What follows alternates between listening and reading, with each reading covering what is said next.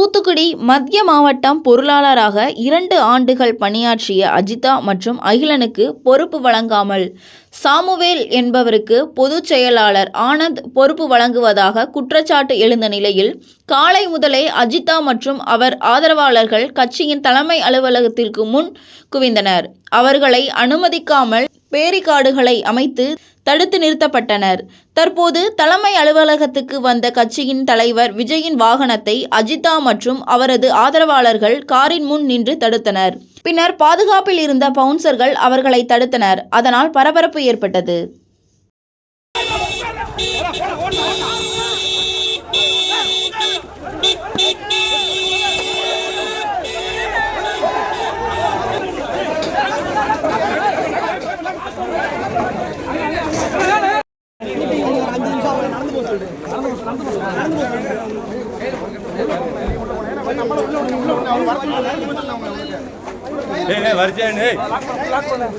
கயிறு